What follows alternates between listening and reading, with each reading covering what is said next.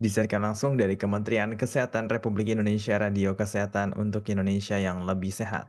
Halo, selamat siang Sobat Sehat. Bertemu lagi dengan saya, Audi Ramantio, di Siaran Sehat. Dan seperti biasa, saya ingin menyapa dulu nih untuk Sobat Sehat semuanya yang mendengarkan secara langsung, baik melalui live Instagram Kementerian Kesehatan, Kemenkes_RI, maupun melalui streaming di aplikasi Radio Kesehatan dan juga di radiokesehatan.kemkes.go.id. Baik, Sobat Sehat, tidak terasa nih, bulan Ramadan sudah semakin dekat dengan hari kemenangan. Salah satu tradisi yang selalu dinantikan adalah mudik ke kampung halaman bersama keluarga. Namun perjalanan panjang apalagi dalam kondisi berpuasa seringkali menimbulkan tantangan tersendiri bagi tubuh, terutama nyeri otot, kram, dan kelelahan akibat duduk terlalu lama. Nah, bagaimana caranya agar perjalanan mudik tetap nyaman, lancar, dan bebas nyeri otot meskipun kita sedang berpuasa? Nah, kita akan membahas lebih dalam di siaran sehat kali ini bersama dengan narasumber kita dengan Dr. Ibrahim Agung, spesialis rehabilitasi medik, konsultan muskuloskeletal. Halo, selamat siang, Dr. Ibrahim. Selamat siang, Mas Audi. Selamat siang, Dr. Ibrahim. Bagaimana kabarnya, Dok? Sehat-sehat, Alhamdulillah. Alhamdulillah, semoga sehat selalu ya, Dr. Amin, amin. Ibrahim. Dan Sobat Sehat, seperti biasa, kita akan membuka kesempatan untuk Sobat Sehat semuanya yang mau bertanya langsung kepada Dr. Ibrahim. Tulis pertanyaan kamu di kolom komentar live Instagram maupun WhatsApp 0821 336 2018. Baik, Dr. Ibrahim. Mudik ya pas bulan puasa itu kan punya tantangan tersendiri ya, terutama karena Betul, tubuh tidak mendapatkan asupan makanan dan minuman selama perjalanan. Nah, betul tantangan sekali. apa aja yang biasanya dialami pemudik nih pas lagi berpuasa nih, Dok? Baik, jadi memang kalau ditanya tentang mudik, rasanya tahun ini mudik bakal rame nih, Mas Audi nih. Hmm. Karena liburnya panjang, cuti bersamanya juga panjang. Dari kemarin pasien-pasien saya sudah banyak yang datang minta untuk diterapi, di treatment, suntik pelumas untuk persiapan mudik. Maka memang ada beberapa tantangan yang akan dihadapi oleh pemudik, apalagi ketika mudik pada saat berpuasa. Yang pertama yang menjadi tantangan adalah dehidrasi. Nah, dehidrasi ini selalu menjadi tantangan karena bayangkan kita cairan yang masuk ke tubuh kita biasanya kurang, apalagi kalau kita hanya mengandalkan dari sahur saja untuk kita minum, biasanya dehidrasi akan menjadi tantangan. Apalagi kalau nanti kita menempuh perjalanan yang panjang sampai berjam-jam. Yang kedua tentu tantangannya adalah kelelahan fisik dan juga penurunan energi. Jadi kalau mudiknya ini perjalanannya lancar, mungkin kita tidak terlalu lelah. Tapi kalau sudah macet, kemudian juga menyetir, lelah, nah ini juga akan memperburuk kondisi tubuhnya.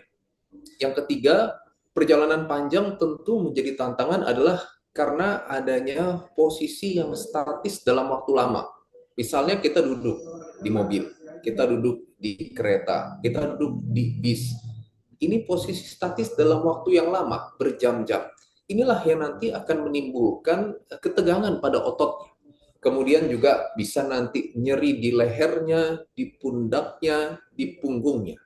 Nah, yang terakhir adalah kalau kita kurang asupan makanannya, misalnya sahur kita kurang atau ini di akhir-akhir puasa kan biasanya juga sudah mulai lelah, kita sudah mulai capek, maka cadangan energi di badan ini juga semakin berkurang. Ini yang nanti akan membuat kita semakin mengalami kelelahan, energi berkurang, kemudian juga ototnya juga semakin melemah, dan ini yang membuat kita akan lebih merasa tidak nyaman. Jadi tantangan pertama jelas dehidrasi, kedua kelelahan fisik, ketiga adalah ketegangan otot karena posisi statis yang lama, yang terakhir adalah berkurangnya energi secara keseluruhan karena sudah di akhir bulan puasa. Hmm, oke baik. Nah, ini menarik ya, Dok ya. Duduk terlalu lama. Akhirnya banyak orang yang ngeluh pegel-pegel nyeri otot setelah perjalanan panjang. Apapun moda transportasi ya, mobil, bus, kereta, pesawat, apalagi motor. Nah, sebenarnya apa sih, Dok, penyebab utama nyeri otot saat mudik? Baik, kalau ditanya penyebab utama nyeri otot saat mudik, ini rasanya betul ya. Pada saat berjalan mudik ke kampung, biasanya akan nyeri, nanti sebaliknya pulang mudik, ke Jakarta, wah tuh tiba-tiba di rumah sakit pasien akan banyak tuh. Keluhannya pasti sama nanti, pegel-pegel, sakit leher, sakit punggung, sakit pinggang, sakit lutut, sakit kaki. Pertama yang menjadi penyebab utama nyeri otot saat mudik adalah karena posisi tubuh yang tidak ergonomis. Nah, itu yang menjadi penyebab utamanya. Bayangkan kalau kita duduk dalam waktu yang lama, kalau duduknya posisi yang bagus, kita duduk stabil, bagus, enak, ini otot akan berada dalam kondisi yang paling rileks. Jadi tidak mudah menimbulkan ketegangan ataupun kekakuannya. Tapi namanya mudik, kadang-kadang duduknya begini, kadang empet-empetan, kadang juga syukur dapat kursi jadi agak miring-miring. Bayangkan, kita berada dalam posisi duduk yang tidak ergonomis. Ini yang nanti membuat kontraksi otot menjadi tidak baik, sirkulasi darah menjadi tidak baik, kemudian juga gerakan ini kan kita butuhkan ya, kita kan butuh tetap bergerak. Tapi kalau kita diam begini saja dalam waktu lama, itu juga menyebabkan nyeri pada otot. Yang kedua yang penting adalah kelelahan ototnya. Jadi kelelahan otot, misalnya kalau misalnya kita nggak biasa nyetir jangka panjang atau jarak jauh, tiba-tiba mudik kita nyetir jarak jauh. Biasanya kita nyetir di kota atau di Jakarta misalnya. Yang pertama tadi posisi tubuh yang tidak ergonomis ya, itu yang pertama. Yang kedua adalah kelelahan otot. Misalnya kita tidak terbiasa mengendarai mobil atau menyetir dalam durasi yang panjang. Kalau kita di kota di Jakarta kan kita paling nyetir 2 jam, maksimal 2 jam, 2,5 jam. Tapi kalau kita nanti mudik, mungkin kan akan lebih panjang dari 2 jam, bisa berjam-jam. Ini yang menimbulkan kelelahan otot. Yang terakhir adalah pergerakan yang terbatas. Nah, pergerakan terbatas ini sangat penting. Badan kita ini butuh bergerak, badan kita butuh ruang.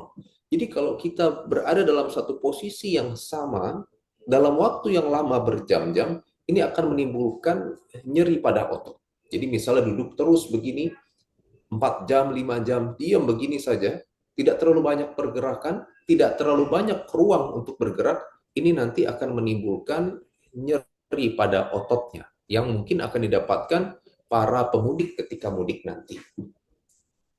Oke baik. Berarti memang posisi duduk yang kurang ergonomis ya, sama minimnya pergerakan selama perjalanan itu menyebabkan seseorang mengalami nyeri otot. Kemudian salah Betul. satu faktor utama penyebab nyeri otot tadi kan posisi duduk yang kurang ergonomis nih. Nah, mungkin bisa dijelaskan lebih detail nih, Dok. Bagaimana posisi duduk yang benar agar tetap nyaman selama perjalanan?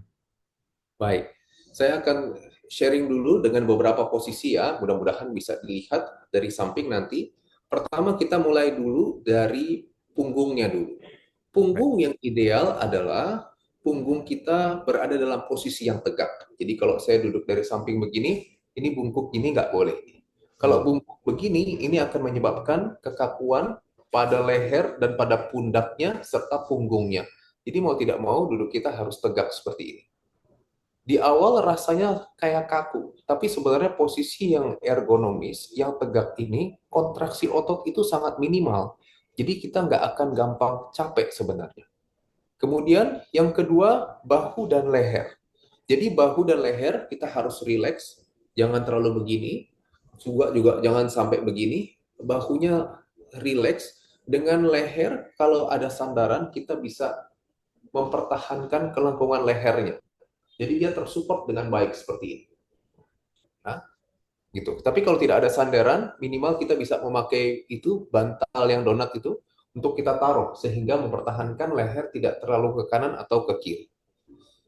Kemudian turun ke bawah, kita juga harus melihat pengaturan kursinya.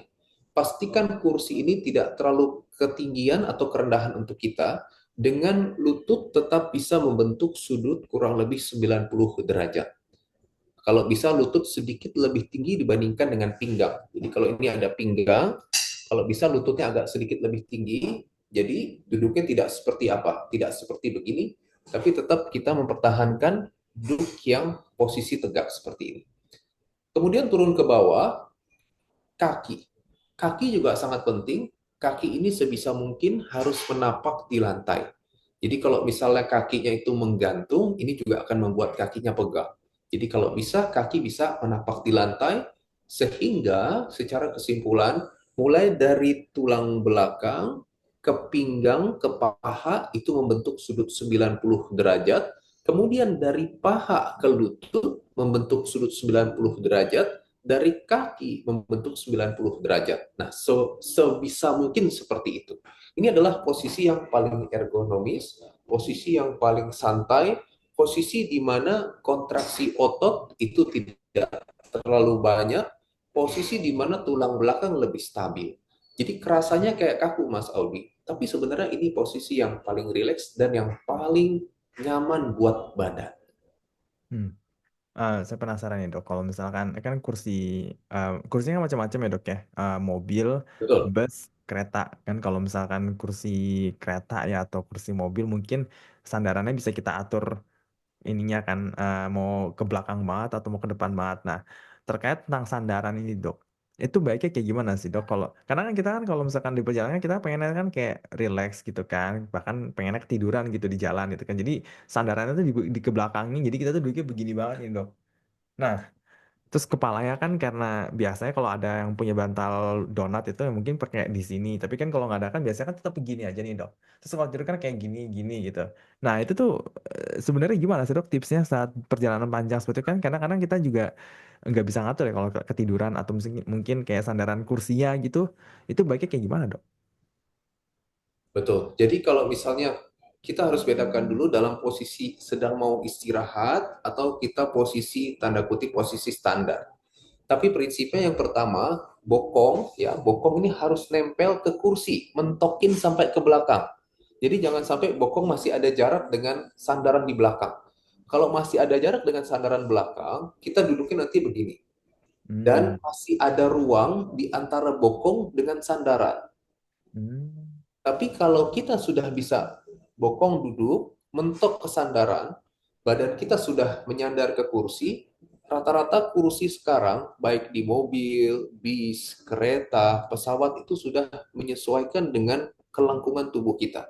Jadi tinggal kita bersandar, kalaupun kita mau ke belakangin, kita bisa belakangin dengan leher kita tetap ke support. Kalau misalnya memang moda transportasinya ada supportnya di kanan dan kiri, itu bagus. Tapi kalau enggak, minimal kita bisa membawa bantal donat sehingga tidak kita posisi begini dalam waktu lama. Yang paling sering tadi Mas Audi bilang, tidur posisi begini. Nah, ketiduran 2 jam. Pas bangun, ini ototnya akan sakit. Nah, kalau kita Hmm. punya bantal, setidaknya ketahan. Jadi tidak akan sampai begini sekali. Begitu. Hmm. Bahkan nyender sama sebelahnya itu juga kayak mungkin nggak direkomendasikan dok ya. Biasanya kan orang kalau tidur kan, misalnya anak-anak gitu kan tidur atau orang dewasa gitu, tidurnya bisa nyamping, ada nyamping ke jendela gitu dok itu. Berarti itu nggak disarankan dok ya. Ya, kalau sudah ketiduran biasanya sulit untuk kita atasin. Tapi kalau bisa sebelum ketiduran itu bisa kita cegah sehingga kita tetap mempertahankan kelengkungan lehernya. Mm-mm. Prinsipnya leher ini kalau kita bisa pertahankan posisinya seperti ini, kita bisa ganjel dari depan, belakang, kanan, kiri, dia akan enak. Tapi kalau gini terus dalam waktu lama, Mm-mm. kita sudah pasti bisa bayangkan ini akan tertarik ototnya. Nanti Mm-mm. sampai-sampai di perjalanan, nah ini akan menimbulkan keluhan nyeri dan kaku pastinya. Hmm. Oke baik. Berarti intinya kalau nyender gitu, pinggangnya itu tuh harus nempel semua ke kursi ini dok Nempel ya. sampai ke kursi, mentok sampai ke belakang. Ini Mm-mm. udah berarti badan kita akan mengikuti kelengkungan kursinya. Tapi kalau misalnya terlalu maju, ini terlalu maju begini, nyelonjor itu, nah Mm. ini kita tidak duduk di tulang duduk, tapi kita akan duduk di tulang ekor. Itulah yang Oh. nanti akan menimbulkan keluhan nyeri di pinggang, punggung, sampai dengan ke pundak. Oh, oke. Sama satu lagi dok, kan banyak juga ya pemudik yang naik motor gitu dok. Nah, Betul. kalau ini gimana dok? Nah, ini sebenarnya biasanya nih seingat saya sih tidak direkomendasikan sebenarnya ya untuk mudik dengan motor. Tapi kalaupun ternyata memang terpaksa harus dengan motor, kita harus lihat dulu apakah dia sebagai yang mengendarai motor ataukah sebagai penumpang. Kalau yang mengendarai, prinsipnya sama, mempertahankan posisi dalam posisi yang ergonomis. Tidak terlalu membungkuk, kecuali kalau memang motornya adalah motor yang harus membungkuk. Tapi kalau tidak, maksimal membungkuk adalah 15-30 derajat. Jadi jangan sampai bungkuk sekali seperti ini, karena pinggang Hmm. akan tertarik. Tapi kalaupun harus membungkuk, setidaknya segini, 15-30 derajat, ini masih tidak terlalu memberikan tekanan ke tulang belakang. Ingat di Hmm. tulang belakang kita punya bantalan sendi, kita punya tulang, kita punya saraf, ada otot, ada ligamen, yang semua bisa tertekan ketika kita membungkuk dalam posisi yang lama. Nah, ini yang harus diperhatikan. Begitu juga nanti kalau yang mengendarai motor, setiap berhenti, misalnya lampu merah, langsung tegak. Ya, jadi kurangi membungkuknya, langsung tegak. Sehingga kita mengurangi tekanan ke tulang belakang. Hmm. Oke, baik. Nah, kemudian berapa lama kita harus jeda di perjalanan, Dok? Misalkan kalau naik mobil, berapa kali kita harus istirahat? Kalau naik motor gitu, berapa kali harus istirahat? Ini penting banget, Dok, bukan cuma buat penumpangnya, tapi yang paling utama adalah buat supirnya, Dok. Betul, betul. Jadi kita harus lihat dulu. Prinsipnya 2 jam stretching, 4 jam mobilisasi. Jadi kalau bisa begini, kita penumpang ataupun kita yang driver ya, driver nih kan kalau macet kita juga bisa stretching sebenarnya. Jadi Hmm. 2 jam sebisa mungkin kita stretchingin badan, baik tangan maupun kaki. Yang terutama paling pegel kan biasanya kaki sama pinggang. Kita stretching per 2 jam. Tapi 4 jam sebisa mungkin kita bergerak. Jadi kalau misalnya perjalanan naik pesawat, kita bukan cuma mudik nih, sekarang kan lagi banyak traveling juga keluar. 2 jam kita stretching di seat kita, tapi 4 jam kita berdiri, kita berjalan. Di kereta juga begitu. 2 jam kita stretching, 4 jam setidaknya kita berdiri. Kalau nggak mau berjalan, ya minimal berdiri. Kita bisa lakukan beberapa gerakan untuk mobilisasi sehingga tulang ini nggak kaku. Kalau di mobil, 2 jam bisa stretching, 4 jam maksimal setidaknya menepi, istirahat dulu. Apalagi untuk driver, sehingga dia bisa dapat konsentrasi lebih baik, ototnya juga nggak kaku, kemudian juga dapat waktu sementara untuk istirahat. Gitu. Hmm, oke, baik. Nah, ngomongin soal stretching nih, Dok, ya, mungkin ada nggak sih, Dok, tipsnya untuk melakukan stretching atau peregangan sederhana yang bisa dilakukan uh, di dalam kendaraan ataupun ya mungkin pas lagi ke rest area gitu, Dok, lagi istirahat gitu. Oke, jadi yang paling sering masalah itu adalah leher, leher pegel. Kedua yang sering masalah adalah punggung kaku. Yang terakhir adalah kaki yang pegel. Yang kaki mohon maaf saya agak susah untuk menunjukkan, tapi nanti saya akan jelaskan sedikit. Yang leher dulu. Leher prinsipnya, leher ini ada 6 gerakan, kita bisa stretch ke semua gerakannya. Jadi kita bisa duduk dengan tegak, pertahankan posisi duduk yang tegak ya. Kalau bisa tangan ditaruh ke belakang untuk memastikan postur kita tetap stabil. Kemudian kita mulai stretching ke arah nunduk. Jadi kita nunduk, dibantu perlahan. Saya tunjukkan dari samping. Rasakan otot bagian belakang ini tertarik. Oke, rasakan tertarik. Ketika sudah tertarik, kita hold, ditahan 10 hitungan. Hmm. Kalau nunduk sudah, kita dongak ke atas. Otot bagian depan tertarik, kita hold, kita tahan 10 hitungan. Hmm. Kemudian kita rotasi, nengok ke kanan ataupun ke kiri, rasakan otot samping tertarik, sama, ditahan 10 hitungan, kemudian ke sisi satunya. Yang terakhir adalah lateral fleksi, atau kita gerakan seperti patah ke kanan. Nah, ini rasakan ini tertarik sampai dengan ke pundak. Ya, rasa tertarik. Begitu juga ke sisi satunya. Ditahan 10 hitungan, diulang 10 repetisi setiap gerakan. Nah, satu Hmm. lagi untuk yang punggung. Punggung ini kita bisa tinggal genggam tangan begini, kita dorong tarik ke depan. Nah, jadi dorong tarik ke depan. Ini daerah sini semua ketarik. Hmm. Ketarik, enak, sudah kerasa, udah kita boleh mobilitas gerak pelan-pelan. Wah, ini udah seger lagi pasti. Oh. Udah enak lagi, kaku leher sudah berkurang, pegel-pegel di pinggang udah berkurang. Kalau yang nyetir udah siap nyetir lagi, kalau penumpang udah siap bisa mengapa-ngapain lagi udah bisa. Hmm. Nah, Oh. yang terakhir yang kaki juga penting nih Mas. Kaki ini agak sulit, tapi prinsipnya kakinya ini digerakkan ya, kakinya dulu ke bawah, ke atas, ke bawah, ke atas, kemudian diputar kakinya, baik keluar maupun ke dalam.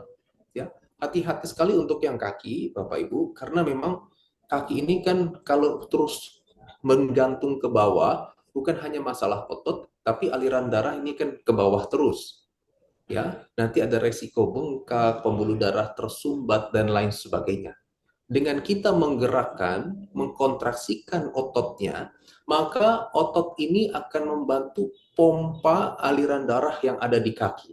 Jadi aliran darah yang di bawah dengan kita menggerakkan kakinya akan membantu untuk naik ke atas kembali ke jantung.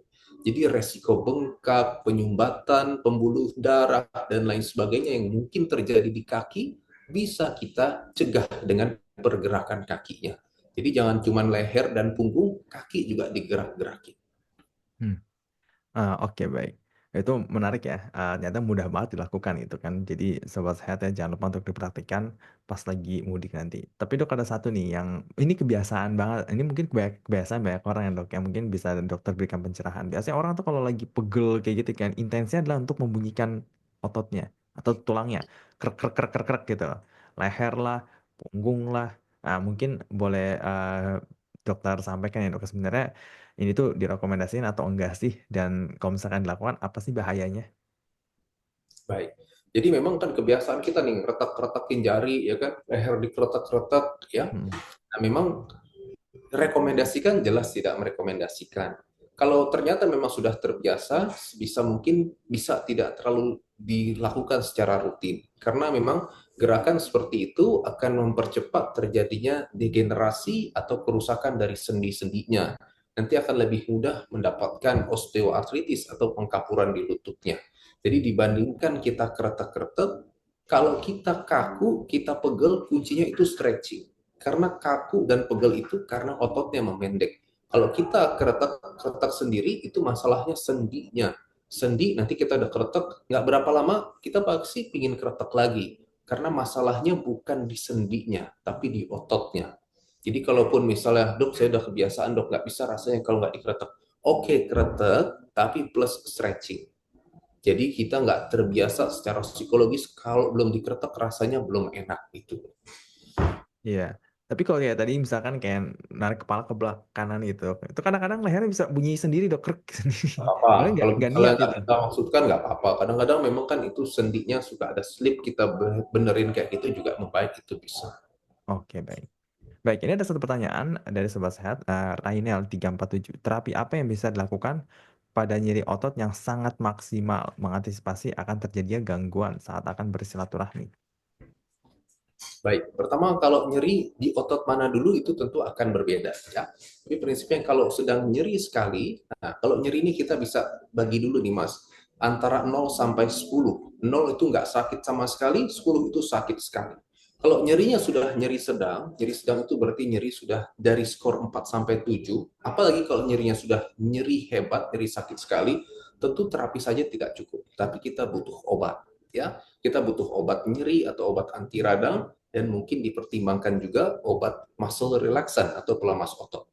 Kalau sudah kita minum obat, baru kita kombinasikan dengan dua hal. Pertama adalah compression, yang kedua adalah stretching. Jadi kalau otot, kompresnya hangat, ingat. Jadi misalnya, pundaknya pegel banget ya, aduh sakit sekali. Kita kompresnya hangat. Karena biasanya otot yang kaku ini akan menyebabkan penekanan pada pembuluh darah yang ada di antara otot. Jadi aliran darah di situ berkurang, menyebabkan energi yang dibutuhkan di aliran atau di area otot tersebut juga menjadi tidak baik. Dengan kita berikan kompres hangat, maka dia akan meningkatkan aliran darah di sekitar otot. Nah, itulah yang nanti akan membuat ototnya lebih rilis, lebih nyaman. Jadi ingat kalau ada sakit di mana, kompres hangat. Tapi sebaliknya, kalau sendi, ini sedikit saya singgung yang sendi ya, Mas Aldi ya. Kalau sendi, misalnya lututnya bengkak, ini kompresnya dingin, jangan sampai terbalik. Jadi kalau radang pada sendinya, kompresnya dingin, tapi kalau otot-ototnya yang kaku, kompresnya hangat. Nah, kembali kepada pertanyaan, pertama kita kompres hangat, ketika sudah kompres hangat, kedua kita lanjutkan dengan stretching yang tadi. Kalau leher tadi saya sudah sharing, kemudian untuk pundak dan punggung juga sudah kita sharing, untuk paha kita bisa stretching tergantung dari area mananya. Yang terakhir yang bisa dilakukan juga adalah dengan, kalau otot ya, pemijatan ringan itu juga bisa. Nah, pemijatan ini cukup mudah, kita bisa cari di mana titik nyerinya, kemudian kita bisa arahkan ke arah yang lain. Saya kasih contoh mudah. Yang paling mudah kita nyeri adalah di pundak. Hmm. Nah, nyeri di pundak. Maka paling penting kita cari di sini titiknya yang mana yang paling sakit. Biasanya di tengah-tengah otot itu adalah penyebab nyeri paling utama. Kalau Hmm. sudah kita berikan penekanan, kemudian kita arahkan otot ini ke arah leher. Nah, lihat seperti ini. Hmm. Ini yang nggak sakit aja pasti nyaman digini, Iya. ya kan? Yang nggak sakit aja pasti nyaman. Apalagi kalau yang lagi sakit. Jadi bayangkan, sudah dikompres, sudah di stretching, dimasas, plus minum obat. Nah, ini mudah-mudahan silaturahminya juga lancar, tidak terkendala dengan keluhan nyeri dan pegal pada otot. Oke. Ya itu tips yang sangat sederhana ya, bisa dilakukan gitu kan. Semoga terjawab ya Rainel. Baik, Dokter Ibrahim, kita sudah memasuki pengunjung dari siaran sehat kita. Sebelum kita tutup talk show kita pada siang hari ini, boleh untuk memberikan pesan-pesan sehat kepada sobat sehat semuanya. Silakan, Dok. Baik, karena memang pemudik ini kita maunya perjalanannya juga pertama aman, kedua juga nyaman. Maka yang pertama, balik lagi seperti tadi, perjalanan ini membutuhkan waktu yang lama. Pesan yang pertama adalah jaga posisi tubuh dalam posisi yang baik. Karena kalau sudah itu dimulai dengan posisi yang baik, postur yang baik, nanti ototnya juga tidak akan terlalu mudah untuk mengalami kekakuan dan pegal. Itu yang pertama. Yang kedua, lakukan stretching atau peregangan secara teratur. Ingat, 2 jam stretching, 4 jam berjalan. Jadi kalau perjalanan lebih dari 4 jam menepi dulu, berhenti, keluar, berjalan sedikit, baru masuk lagi. Atau kalau misalnya hanya 2 jam stretching. Ya. Yang ketiga yang penting, karena tantangan yang pertama tadi adalah dehidrasi dan nutrisi, maka perhatikan sekali dehidrasi, jangan sampai kurang minum dan kurang cairan. Yang kedua adalah nutrisi. Ingat, kalau kita terlalu banyak manis dan karbohidrat, nanti kita akan gampang mengantuk. Jadi untuk yang mengemudi, lebih banyak dulu proteinnya, sehingga kita tidak mudah mengantuk. Jadi dehidrasi dan nutrisi. Yang terakhir yang paling penting adalah istirahat secara teratur. Kalau kita sudah tahu besok mau perjalanan, tolong malamnya tidurnya yang cukup, istirahatnya yang cukup. Sehingga keseluruhan badan kita memang sudah fresh, otot kita sudah siap, tulang kita sudah siap, sendi kita sudah siap untuk mengendarai kendaraan ataupun untuk melakukan perjalanan mudik nanti. Mudah-mudahan perjalanannya lancar, aman, nyaman, sampai ke tujuan, dan kembali ke rumah dengan selamat juga. Oke, baik. Terima kasih, Dokter Ibrahim atas pesan sehatnya dan juga kehadirannya pada siang hari ini bersama kami di Radio Kesehatan. Semoga sehat selalu, Dokter Ibrahim. Selamat Terima menunaikan kasih. ibadah puasa dan semoga lancar ya dok ya untuk segala Amin. urusannya. Oke baik, sobat sehat. Demikian siaran sehat kita pada siang hari ini. Semoga informasi yang kami berikan dapat bermanfaat. Dan untuk kamu, sobat sehat yang mendengarkan dari aplikasi Radio Kesehatan, Radio Kesehatan dari kemenkes.go.id dan Instagram Kementerian Kesehatan, Kemenkes_RI, saya ucapkan terima kasih. Semoga membantu untuk persiapan mudik ya sobat sehat semuanya. Dan kita ketemu lagi di program Talk Show Radio Kesehatan lainnya. Saya Udara Mantio pamit undur diri dan saya ucapkan salam sehat.